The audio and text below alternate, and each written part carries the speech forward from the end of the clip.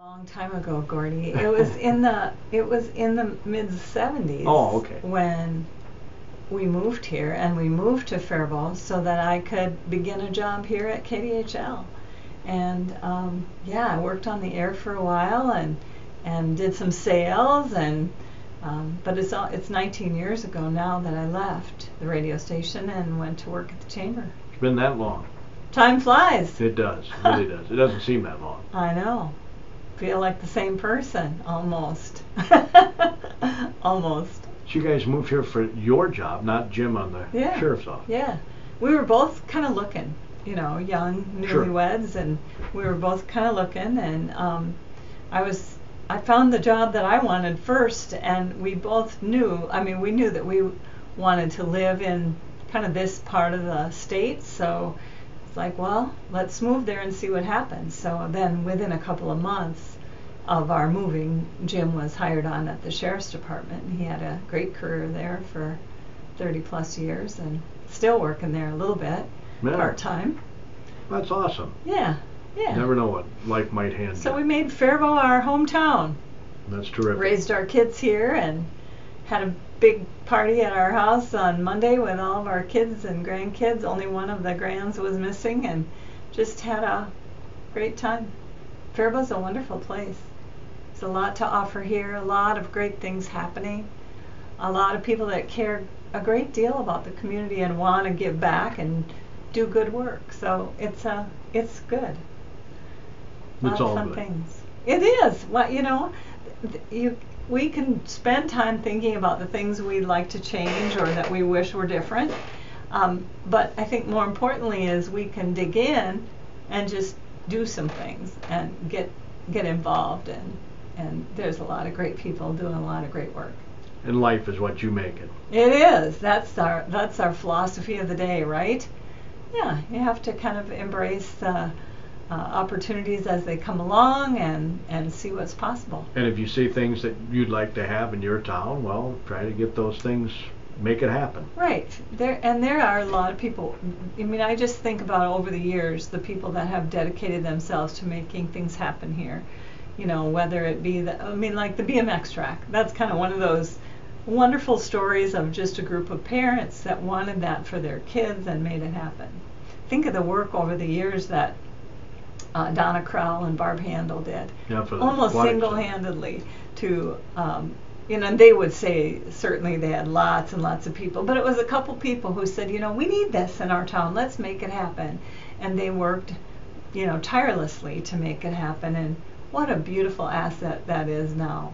And, there's lots of stories like that. It's a beautiful community where things can be possible based on whatever you want it to be. Speaking of that, we had the superintendent on last week. They're going to come to the community for $86.1 million to fund improvements at each of the school buildings and possibly a new field house event center. It's been called both, I guess. Right, yeah. And I think those are great things for us to review and look at and understand what the benefits will be for our community and for our students. The superintendent did visit our chamber board a month or two ago and shared some of the information about that project that now I believe has pretty much, as he described it, been approved by the school board. So I'm looking forward to hearing more about how those proposed benefits will benefit mostly the students, of course, but also the community in general. The idea of a field house or an event center like that is something we do need in the community. There have been a lot of different iterations of how that would be possible or where it should best be, but that is something that we lack as far as a space. Often those kinds of spaces, convention centers or whatever, draw a lot of people, and they're an opportunity for us to do more. Not in a Northland building, but we are in the KDHL studios here. That was not the best of segues. No, I'm looking around. No, downtown Faribault. Kymn Anderson is with us. They used to make Schimmel pianos in here, They did, absolutely. This is an historic building. Also, wasn't there like a arcade game I didn't know place that. here I didn't as know well? about that. Yeah, Okay. I think there was.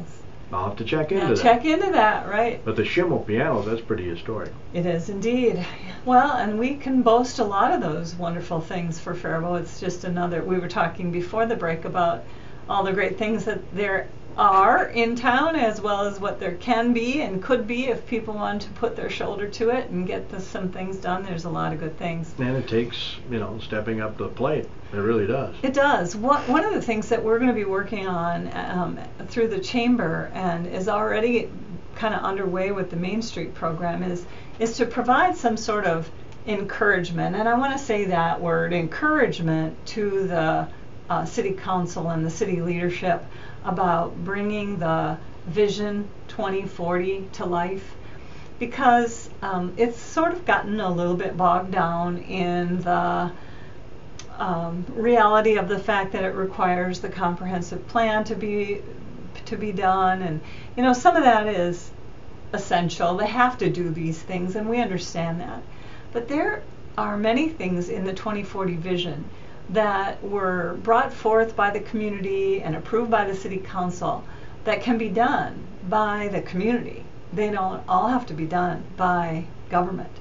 And so the Main Street organization, as well as the chamber organization, and we hope others, are going to really take another good look at that vision statement and try to figure out, is there something that the chamber could grab hold of, or the Main Street could, or maybe the Rotary could, or whoever, and say, you know what, we can help with this part. And it doesn't all have to be done at taxpayer expense. It doesn't all have to be done by government. Some of these things can happen by the good hard work of citizens and volunteers and community groups. Yeah, I just read this morning the Minnesota Historical Society sent out their latest number of grants, about $500,000. One of them was for $267, and I thought to myself, couldn't somebody, 2 or 3 people, write checks amounting to that much to get that done?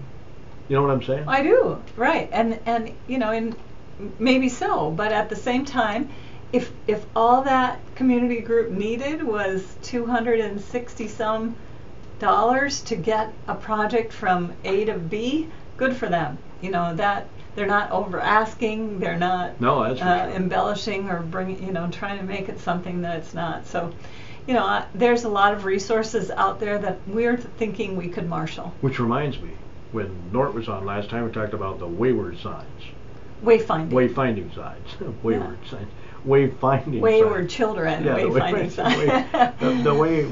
Wayfinding, right. I call them locator signs. But yeah, same thing. But they're called wayfinding signs. And Albert Lee received a grant for over $8,000 from the Historical Society for theirs. So just interesting, yeah. Something to think about. That is a great thought, because we are, of course, bringing people from the outer edges of the community into the historic center of the community. And this has the second most historic sites in Minnesota. In Minnesota. It'd be natural for them to fund that. It would indeed, and we just have to get the application in. And the idea of it is not new. This wayfinding activity has been recommended for a long time, but it requires quite a bit of planning and organizing, and that Main Street Committee has done an excellent job in preparing the signs, preparing even the look of the signs and the locations of the signs. Now it's before the council for some steps of approval. I believe that in committee they've approved the first wave, but in full council they'll come back to that next week or the following meeting. I'm not exactly sure. Sure. But we love to see those things moving forward. When the superintendent was on the show last week, he mentioned your 2040 visioning when he talked about the event center. Right. I mean, again, something that doesn't, that's not the city's responsibility. It's not City Hall, City Council's responsibility, but the school district sees their role and is able to bring something forward that the community can appreciate. So there's a lot of moving parts to it all, and a lot of good things going on. Yeah, everybody could use it for that. You got some other events I know you want to talk about. Sure. The kind of ties in, but the Main Street Challenge is one that I know that Nort has talked about, and we have a number of businesses or prospective businesses that are finalists now, and they're receiving some assistance. And I thought it might be good for us to mention the assistance that is available for businesses. Sure. Because maybe there's folks listening right now that are thinking about starting a business, or perhaps have a small business and need some assistance. And through the Chamber, you can access the assistance of both SCORE and the Small Business Development Center. And both of those organizations are really, they're dedicated to helping businesses get up and going, to be strong, and to, you know, be in, especially early stage businesses, understand some of the pitfalls and challenges so that they can be successful. And both of the SCORE and SBDC opportunities are completely free, and they are completely confidential. So if you've got a business idea or something that you're thinking about, we would encourage you to give us a call at the Chamber, and we'll tell you how you can apply completely confidentially to receive these resource assistance. It's really a great way to help. And it isn't always just new businesses. Sometimes it's a early stage business that's looking at a new problem or a new situation. You know, maybe it's, I've never hired anybody before, I don't know how to go about it, or I don't know what the state requires me to do so that I pay the appropriate payroll tax. I mean, there's just so many little elements like that. Recently we had somebody that just needed assistance with updating their business name. Many little things like that that our confidential counselors can assist with. So we are a business resource with that kind of thing in mind. It's really a couple of great services that we can offer. Sure. Probably have some information on that on your website too. We do indeed, right, under business assistance, business resources. So check that out and let us know. A couple of other things. We are always working on bringing new information to businesses that they need. And recently we held a seminar for becoming more deaf friendly. And it was so interesting, Gordy. We had Jamie Duncan from Deaf Friendly Biz in, and she had her mother, who is deaf, join us, and a couple of students from the Academies for the Deaf, and Mary Ellen Bondis, who is a young woman in town who has 2 deaf children, and they shared information about how unwittingly we as service providers or retailers or whatever might make it a little less friendly or a little less welcoming and we certainly don't intend to do that. So they provided us with this great resource, learning how to do some signs, some basic welcome greetings and that kind of thing. All of that information is on the Chamber website and graciously offered at no charge. There's a couple of videos, there's a couple of just little posters that show basic signs that you can use to welcome people and thank them. And even if you feel a little awkward about it, it's a great gesture to show that you're trying to communicate in their primary language. Of course, you know, writing things down is always an option as well, but if you're interested in learning more about that, we'll be doing a repeat about being deaf friendly probably later in the fall, and all the information is on the Chamber website. Makes perfect sense in this community. It does, and certainly most specifically in Faribault. It's really an important aspect. We have a lot of other things going on. Our Y Pro Club is busy and active. Well, it seems like it wasn't all that long ago we had a couple members of the Y Pro group here that joined us. That was awesome. Last week they did a bus tour around the community, and Nort Johnson jumped on the bus with them and showed them all around town, kind of opened their eyes to some of the new things, some of the interesting points of fact that the community has to offer, as well as showing them some of the historic landmarks and things that they just might not have ever known about. And they had a great time on the bus and then enjoyed, you know, burgers and a party afterwards. And they have a lot of things planned for the rest of the year. So if you're in that age group, and they always say if you are young at heart, you can fit in the age group too. But it's 21 to 39 is kind of their sweet spot for age. And they're doing they're helping us out at our Chamber golf tournament coming up, and then they're going to be doing a lunch and learn event in August. They're working on a community service project that they'll be doing throughout the fall, which has to do with collecting the things that kids need for the cold weather coming up. I don't want to talk about that right now. Sure, but you know, the idea that they have a service component as well as the social and professional development components for the Young Professionals Club. And it's open to anybody, so if you fit that or know somebody who might be interested, it's a great way to get to know people in a community. If you're new or maybe you know, new in your profession and would be interested in having a cohort of friends to connect with, and you know, that professional development piece is important too. I promised on our website plugging today's show that I would ask you for your take on the Sunday liquor sales, which just passed. Of course, City Council last week said, yeah, we're going to go with the state law. Yeah. Well, I understand that there are some of our local businesses that are not in favor of it and kind of wish they didn't have to be open on Sunday, and I understand that. I respect that a great deal. Philosophically, I think what we believe at the Chamber is the less mandates, the less restrictions, the less interference in the way people do business, the better. So yes, competition will prevail and people will decide whether they need to remain open on Sundays based on what they see going on with their competition, and yet it still is an individual choice based on the company or the individual owner of the business making a decision on what's important for them. Yeah, they're not being mandated to be open. No, there's no requirement to be open, but there's fewer requirements now on hours, and it's really up to the individual businesses to decide. And you know, I do understand that they feel compelled to be open because they feel their competition will be open as well, and that puts an extra strain on budgets and that kind of thing. And yet, you know, from a big picture standpoint, the less requirements, the less mandates that government puts on small business, the better it is for everybody. Yeah.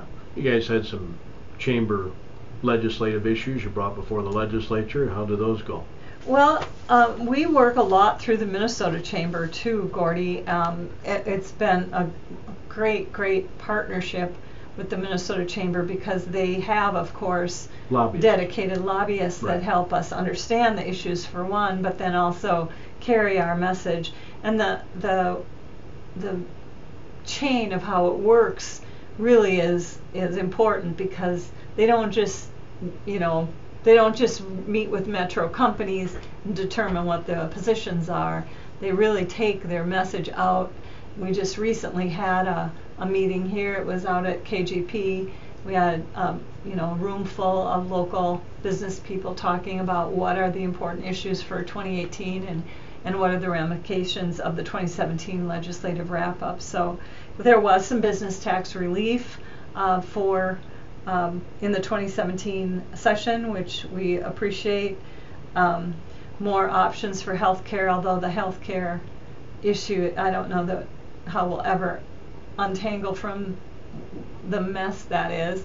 I wish people would spend a little more time thinking about what kind of care is available for people than the effort placed on how the insurance coverage is. It seems like it's more about insurance reform than care reform, so that's interesting. One of the things that we're happy about too is the ADA, the Americans with Disability Act.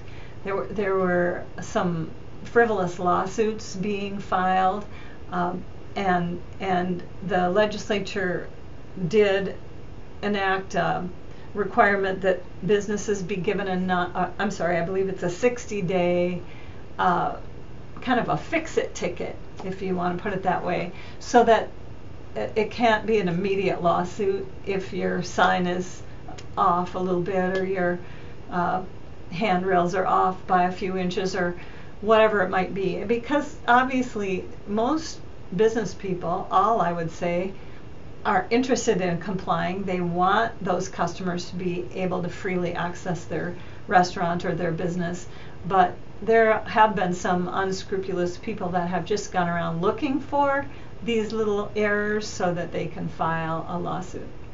And we've had that in Faribault. We've had a few that have been filed against local companies, and it's cost them a bunch of money to defend themselves. And of course, if we can help them by giving them at least an opportunity to first fix the problem before they go to court over it, that's a good thing. Sounds good to me. Sounds good, right? What else can I tell you about the legislative thing? I should look and see. I'm kind of thinking about that. There are some things that came through in the workforce and education development area. We all know that the workforce and having a good, solid, available workforce is one of the biggest challenges businesses are facing right now. You know, finding enough people and finding the right people. And so a few of the things that the legislature was able to enact helping make access to workforce easier. We're working on that locally too, Gordy, with some opportunities for teachers and students to see what it's like. You know, you drive past these businesses in town, you don't necessarily know what kind of jobs they have or what's behind their big walls, and so being able to offer tours and help teachers see the careers that people could have by working at some of these places, I believe is a really big factor. We'll be doing some things later in the fall, and we have some things already planned for winter around that. A lot of help wanted signs. A lot of help wanted signs, right? Yeah, there are. And you know, so the opportunity to improve your lot if you see something that you think would be better for you in the future, or people that are unemployed or underemployed, the opportunities for them are significant in Faribault. County did get legislative approval to go with an appointed, auditor, treasurer. Do you see any problem with that? Well, I kind of like to vote on it myself, but we don't vote on it. They just get to do it. Right. They have to have public hearings, but they'll have public hearings to make input. the change, right? And they don't have to have a public hearing on the actual appointment of the person. No, the public hearings are just to get public input on what they think about it, and then right. That means if you've got a good enough argument, supposedly, that they'll change their mind, but that's not going to happen. So, you know what I'm saying? I do, and I think that it's, these positions, the auditor and treasurer, these are really technical positions where the education requirement and the skill set is really important. So maybe having it as a hired position rather than an elected position makes some sense. The authority for the hiring then is where we come in and make sure that we're electing the right people who will ultimately have that authority as commissioners, and their big job to hire the right people. Right. Well, I understand all that, but I just think that the people ought to vote on it. Yeah. I wonder how many people pay attention. Kind of, I mean, you've been involved in a lot of elections and election coverage, and I think that there are some of the offices where people are very, they pay a lot of attention to who's running and what their positions are. But there are some, and I think about kind of the back page of a lot of the ballots where it's like, oh yeah, whatever that might be. There's years ago they used to vote for dog catchers. That's true. Well, some things I'm have not changed. advocating that that should be done. I'm just saying years. I'm not running for that. I don't know about you. I think I'm going to pass on that. On the dog catcher. Speaking though of the city council, they recently are improving their microphone system in the chambers. Right. And I just saw this on the agenda before their last council meeting that they're awarding a bid to a Minneapolis company when a local bidder was a low bidder, and a low bidder by over $4,000, which is more than 10% of the bid. And they still went with that. I don't know if the chamber gets involved in those local issues, but well, we do, and we had a conversation with both the city administrator and the company that was the low bidder last week, And it was disappointing to see, first of all, that there was no discussion on that topic. That was under routine It business. ended up Yeah. under routine business. I'm not sure how that gets decided when something's considered routine or needs to be discussed, but it's surprising to me that no one from the council asked for it to be discussed, because if it is given to them in routine business, it can be removed from routine and discussed at the council, at that same meeting, just by request of one council member. Right. So I was disappointed that no one was asking the specific questions that I feel could still be asked about, what happened there. I mean, the low bid is a well-known local company who has deep expertise in audio production and live audio, and does a number of major annual events, as well as wiring for sound. And had their bid rejected, even though they tried to save them some money. Right, and even though they were low, even as they were low by a certain amount, they were still offering additional discounts. Correct. From their bid, based on what they saw to be maybe overbuilding what was being purchased. So I think it is a topic that we'll follow up on and continue to encourage the council to be looking. Certainly there are times when a local company can't be found, or that isn't the low bidder, or there are times when they have to seek specific expertise, but I don't think this is one of those times. It seems as though there was an opportunity to do business locally and choose a low bid, and that didn't happen. Yeah, and then the low bid even tried to save them some more money. Even make it lower, yeah. I don't know. Yeah. I scratched my bald head. I know, you wonder, don't you? I've only got a few seconds. Is there anything else you want to... We spoke on the phone earlier today and talked about the fact that the Virtues Project is something that we were going to give a little bit of time to, and we just ended up talking about other things. It's okay. Apologize. But maybe there's going to be an opening sometime in the future where we could have a couple of the people from the steering committee come in. We've had a tremendous year of promoting a virtue of the week, and it's a pretty interesting project. All right, thanks, Kim. I'm sorry about that. Thanks, Gordy. We will get virtues on maybe next time. KDHLA, Faribault, Minnesota.